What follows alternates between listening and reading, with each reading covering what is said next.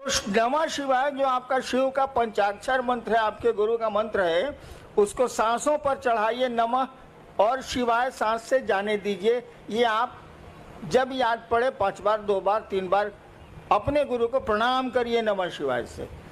खिचड़ी मत करिएगा। बहुत लोग करते हैं क्या कि सांस पर भी कर रहे हैं और माला पर गिनती भी कर रहे हैं। मैंने स्टेशन जाने के लिए एक टांग रिक्शा पर रखे, एक टांग बस पर रखे। साले चितरा नहीं जाएगा। आप बताइए, हमको अभी स्टेशन जाना है, कल जाना है स्टेशन। हम एक टांग रखे टेम्पो में, एक टांग रखे बस में, तो मेरा क्या हाल होगा? अरे कोई एक ही सिस्टम ना अप्लाई कीजिएगा। जब मन करे आप टेम्पो से जाइए, मन करे बस से जाइए, दोनों पर एक के साथ कैसे चढ़िएगा? ठीक उसी तरह से सांसों पर अगर मंत्रों का जप होगा, उसकी गिनती नहीं होती। गिनती तो किसी की नहीं होती। रुद्राक्ष के माला की भी गिनती नहीं होती, क्योंकि गिनती किया हुआ है, तो गिनती कौन सी कर रहे हैं? अरे भैया 108 बार माला में डाला हुआ है ये बीड्स, जिसको अंग्रेजी में कहते हैं दाना, तो उसको गिनती कौन सी कर रहे हैं? नमः शिवाय 108 बार, वो तो गिनती किया हुआ है। सांस आपकी गिनती की हुई है, ये 24 घंटे में इतनी ही बार चलेगी। तो गिनती नहीं करनी है, न माला पर गिनती करनी है, न सांस पर गिनती करनी है। अरे नमः शिवाय करना है, तो माला और सांस की खिचड़ी मत बनाइएगा। एगो टांग टेम्पो पर, एगो टांग बस पर, ये माफिक चलबे नहीं बाबा, ये नहीं चलेगा। माला पर करिए, स्वतंत्र रूप से करिए, सांस पर करिए, स्वतंत्र रूप से करिए। और करिए तो मैंने मंत्रों में शिष्यानुभूति पढ़िएगा, मैंने लिखी है। मंत्रों में भाव प्रवेश आवश्यक है। यानी आप नमः शिवाय किए, सोच रहे हैं खिचड़ी पकी कि नहीं पकी, ये तो मंत्र जप नहीं हुआ। नमः शिवाय किया तो सोचिए कि अपने शिव को, नमः शिवाय का मानी क्या है? शिव को प्रणाम। नमः शिवाय किया तो सोचिए कि शिव को प्रणाम आपका मन कर रहा है। सोचिए, शरीर नहीं झुकाना है, हाथ नहीं उठाना है, मन आपका शिव को प्रणाम कर रहा है। दोबारा फिर नमः शिवाय करिए तो सोचिए कि मन आपका शिव को प्रणाम कर रहा है। इस तरह से 108 बार करिए। इस तरह से सांसों पर जब सांस पर जपिएगा तो याद पड़ जाएगा, उसमें दिक्कत नहीं है। लेकिन माला जैसे कीजिएगा, खिचड़ी याद आने लगेगी, चोखा याद आने लगेगा, अचार याद आने लगेगा।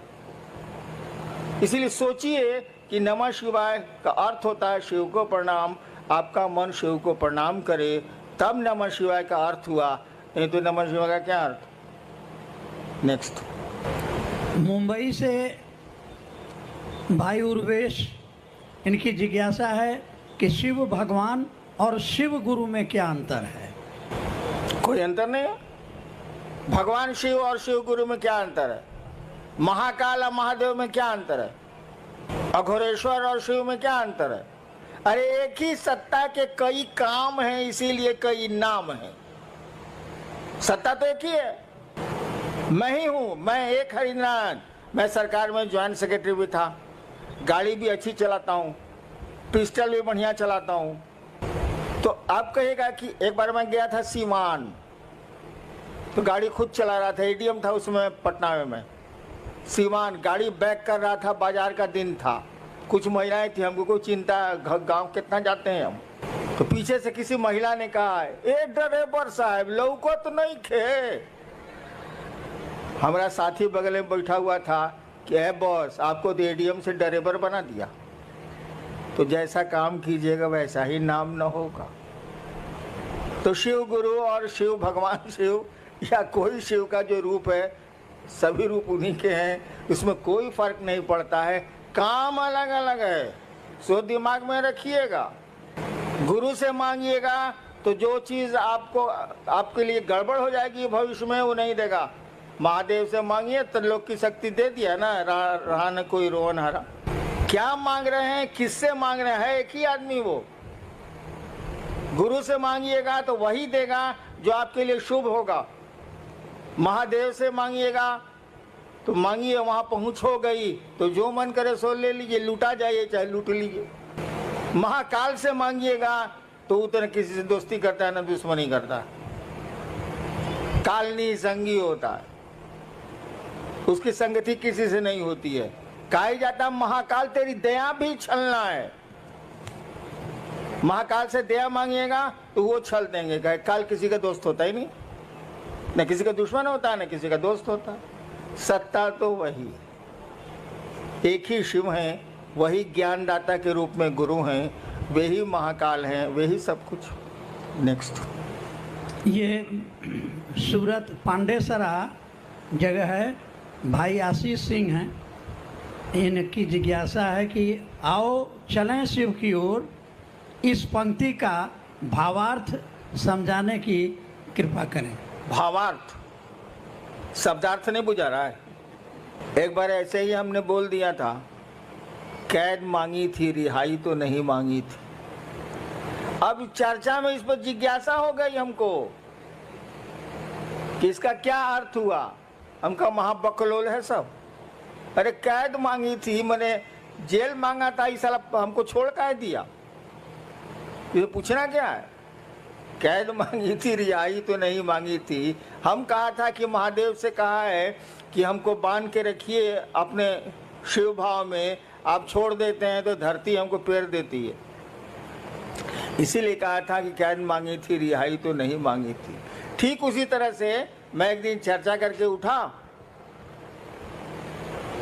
नहीं उस दिन मैं कुछ बोला ही नहीं। अचानक हमने कहा किसी को कुछ कहना है, तो कोई कुछ नहीं बोला। तो हमने कहा हमको कुछ कहना है, और हमने एक शब्द कहा था, एक वाक्य कहा था, आओ चलें शिव की ओर। वही आजकल आपका स्लोगन भी हो गया है, आओ चलें शिव की ओर। मैंने ही कहा था ऐसे ही कि आओ चलें शिव की ओर। अरे धरती पर आए,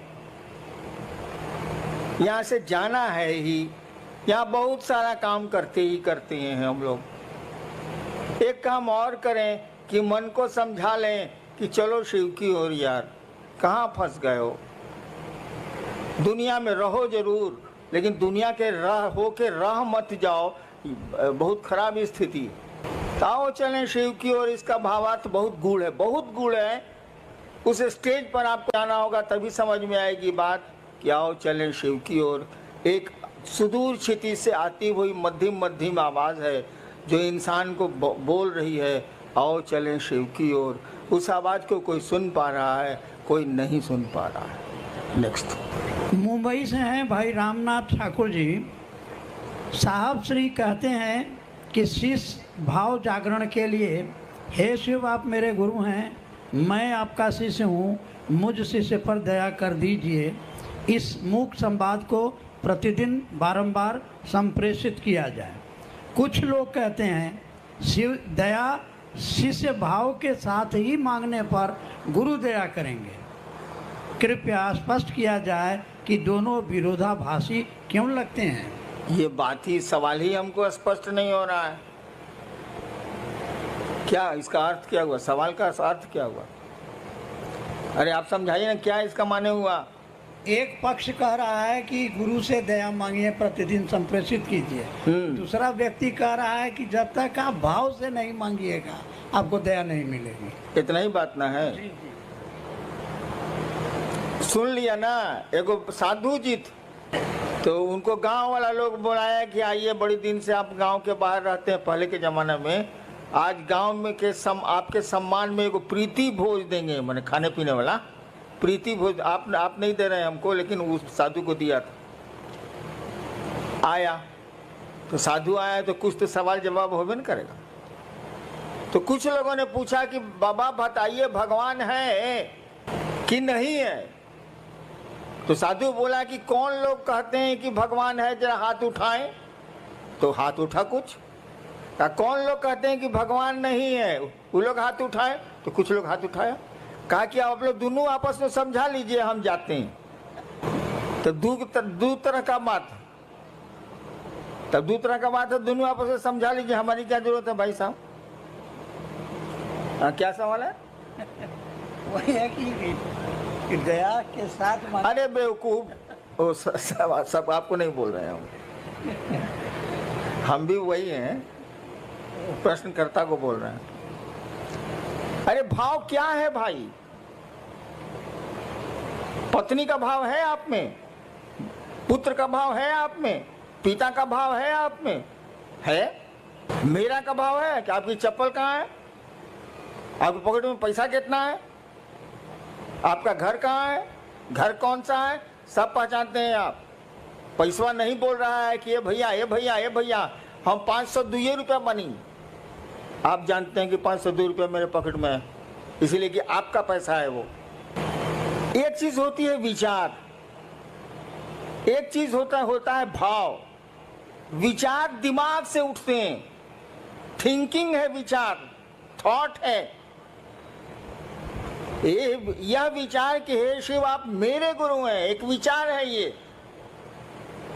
लेकिन देखिए वाक्य में हे शिव आप मेरे गुरु हैं, ये मेरा आपका छिप रहा है। जहां मेरा सामने आया कि मेरे गुरु हैं, तब फिक्र हो जाएगी कि मेरी चप्पल कहाँ है, मेरा महादेव कहाँ है। और जब ये बात आपके दिमाग से दिल में उतरेगी तो भाव है। भाव कुछ नहीं है बाबू, जो बात दिल से उठती है वो भाव है, जो बात दिमाग से उठती है वो विचार है, और कुछ नहीं है। तो कहा गया कि विचार को बार बार अपने दिमाग में आने दोगे तो ये दिल में प्रवेश कर जाएगा। उदाहरण दें, हम लोग बहुत जगह अफसर रहे हैं, बाबूजी भी अफसर रहे हैं, तो बदली होती रहती थी, अफसर कॉलोनी थी। पत्नी ने एक दिन आपसे कहा कि जो पड़ोसी है ना अफसर वो बढ़िया आदमी है, तो आज केला भेजा था बच्चों के लिए।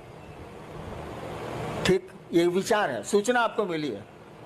फिर दूसरे दिन पत्नी ने कहा कि उसकी बीवी कद्दू भेजी है सब्जी के लिए। खाली आपके दिमाग में न्यूज आ रहा है, विचार आ रहा है। धीरे धीरे आपको लगेगा कि पड़ोसी बढ़िया आदमी। एक दिन आपकी पत्नी ने कहा कि देखिए ना उसको बुखार लग गया है उनके बचवा को, तो आप कहेगा चलो दिखाते हैं।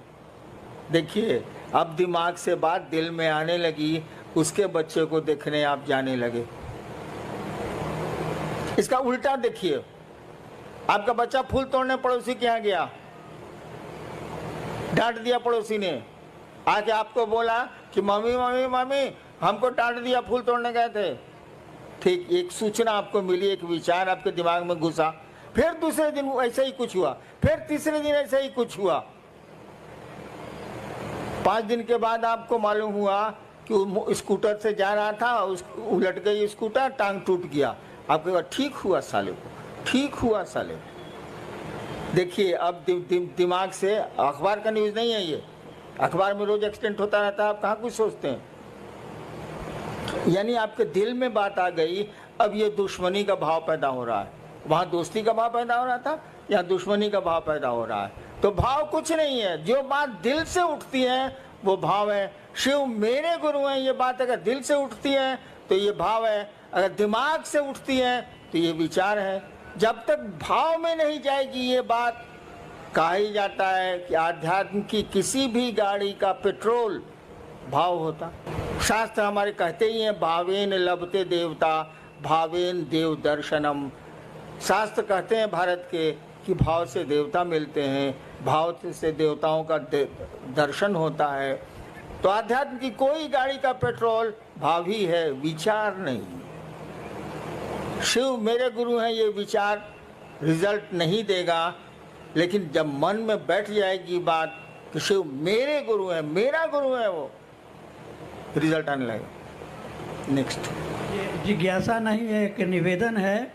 मध्य प्रदेश रीवा से भाई अशोक आप लिख रहे हैं कि आज 3 साल से रीवा वो सिद्धि जिला में महादेव का काम हम लोग कर रहे हैं।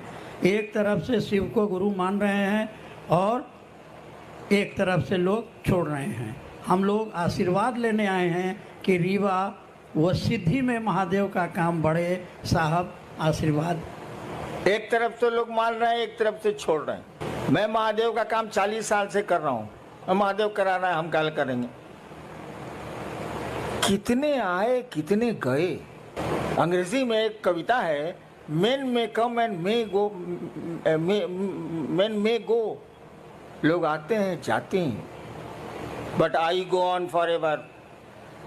मैं जाता हूं तो हमेशा के लिए जाता हूं। तो किसकी चिंता करोगे, कौन आया कौन गया। महादेव की दया जिस पर हुई वो रहेगा। हैं लोग कि नहीं मेरे साथ। मैं इनका विद्यार्थी था कॉलेज का 67 में। यही मंडल जी पढ़ रहे हैं जिज्ञासा।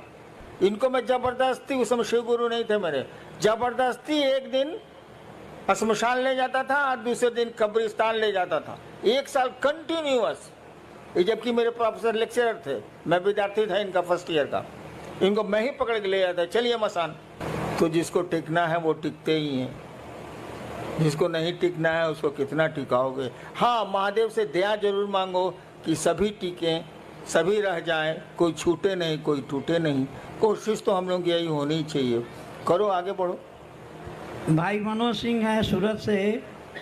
क्या शिव को गुरु बनाने के उपरांत भी पारंपरिक गुरु दीक्षा लेना आवश्यक है? किसी भी अनुष्ठान या मुहूर्त में लोगों द्वारा पारंपरिक दीक्षा द्वारा शरीरधारी गुरु द्वारा गुरुमुख होने का दबाव बनाया जाता है। भाई मेरे भी बिया में बनाया था।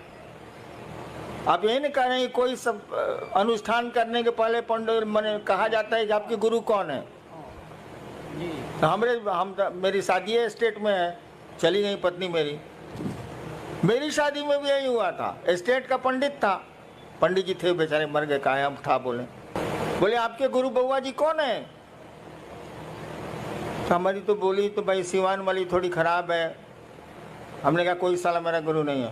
तो लोग बका गया कि लड़का है ब्याह के मंडप पर बैठा हुआ, कहता है कोई साला मेरा गुरु नहीं है। तब मेरी पत्नी से पूछा, उसमें पत्नी हुई नहीं थी, वो होने वाली थी 2 घंटे के बाद। पत्नी से पूछा कि आपके गुरु कौन है? बोले कोई नहीं। तो पंडित जी बोले कि चलिए शिव को गुरु मान लीजिए। हम कहा मैं नहीं मानूंगा। पत्नी ने कहा हम मान लेंगे। इसीलिए बाद में कहती थी कि आपसे हम सीनियर हैं। हम कहा तुम ब्याह करने के लालच में मानी हो, हम लालच में नहीं माने। हाँ, कहा हम बिना गुरु के ब्याह कर लिया, तुम इसी की चिंता में पड़े हो जी। बट इससे बड़ा कोई अनुष्ठान होता है ब्याह से ज्यादा बड़ा? मस्ती करो, कहो कि शिव मेरे गुरु है, दीक्षा की क्या जरूरत है? गुरु की दया ही दीक्षा होती है। दीक्षा का मानी समझते हो यार? जी, एक कई लोगों की ये जिज्ञासा है, जिसमें मुंबई कल्याण से हैं भाई सुनील मौर्य। तो शिव को गुरु बनाने के बाद भी कठिनाइयाँ पीछा नहीं छोड़ रही, इसकी क्या वजह हो सकती है? एक तो आप नमः शिवाय अगर ठीक से करते हैं, 108 बार अगर माला पर करते हैं, माला 108 की होती ही है, या टुकड़े टुकड़े में सांस पर नमः शिवाय से अपने गुरु को प्रणाम करते हैं, तो बाधाएं कम हो जाएंगी, कठिनाइयां कम हो जाएंगी। नमः शिवाय आपके कष्टों को कम करने की का बहुत सुंदर मेडिसिन है, औषधि है वो, उसको करिए। और जहाँ तक कठिनाइयों का सवाल है, जान लीजिए इस जगत में कोई आया है तो उसको जिंदगी में अच्छी खराब दोनों सड़कें मिलनी ही मिलनी है, कोई उपाय नहीं है। आपकी जिंदगी के रास्ते उबड़ खाबड़ मिलेंगे ही मिलेंगे, अच्छे 4 लेन भी मिलेंगे उसमें, लेकिन ज़्यादा खतरा यही है कि उसमें उबड़ खाबड़ ही रास्ते मिलेंगे आपको ज़िंदगी में। चलना तो पड़ेगा ही पड़ेगा। होशियारी इतनी ही है कि सवारी बढ़िया कर लीजिए। अगर ट्रैक्टर से जा रहे हैं उबड़ खाबड़ में तो कमर टेढ़ी हो जाएगी, स्कॉर्पियो से चले जाइए तो कमर नहीं टेढ़ी होगी, खाली जर्क महसूस होगा। तो ज़िंदगी के रास्ते तो उबड़ खाबड़ मिलेंगे, सवारी ठीक कीजिए, शिव की सवारी लीजिए। जर्क तो उसके बाद भी महसूस होगा, लेकिन कमर टेढ़ी नहीं होगी। रास्ते नहीं बदले जा सकते, सवारियां बदली जा सकती हैं। शिव की सवारी ले लो, शिव यान ले लो, यान माने सवारी, शिव यान ले लो, वायुयान, शिव यान ले लो, निकलते चलो निकलते चलो। थोड़ा बहुत तो जर्क लगता ही लगता है, अच्छी सड़क मिलेगी तो नहीं लगेगी। जीवन में कठिनाइयां आएंगी ही आएंगी। धरती पर जो भी आया है आज तक परेशानियों में रहा है वो, और उसमें उसने काम किए हैं। पहाड़ों पर वो चढ़ते हैं जिनको चढ़ना होता है, नहीं तो सीढ़ियां भी पहाड़ होती। इंसान के लिए सीढ़ियां भी पहाड़ होती हैं। और कोई है जो एवरेस्ट पर भी चढ़ता है और जिसका नाम होता है शेरपा तेंजिंग, दुनिया जानती है उसको। और कुछ लोग मिलेंगे कि आपके घर नहीं आ सकेंगे, एक पहला मंजिल पर आपका रहने का है, बड़ी दिक्कत है। कुछ लोग सीढ़ियों को पहाड़ बनाते हैं, कुछ लोग पहाड़ को सीढ़ियां बनाते हैं। इसीलिए इन चीज़ों से नहीं घबराना है। परेशानियां हों हो, आगे बढ़ो, शिव की ओर बढ़ो, तभी मजा है, तभी किसी रिजल्ट का मजा है, नहीं तो कुछ मजा वजह नहीं। चलना चाहिए क्या? आयोजक गण क्या मुझको अनुमति देंगे? चलिए भाई, सूरत का ये शिव गुरु महोत्सव, बैठिए आप लोग। एक मेरी दिल की इच्छा बताता हूं आपको, शायद पूरी हो पाए या नहीं, आप कर पाए कि नहीं। सूरत में मैं शिव की सूरत देखना चाहता हूं।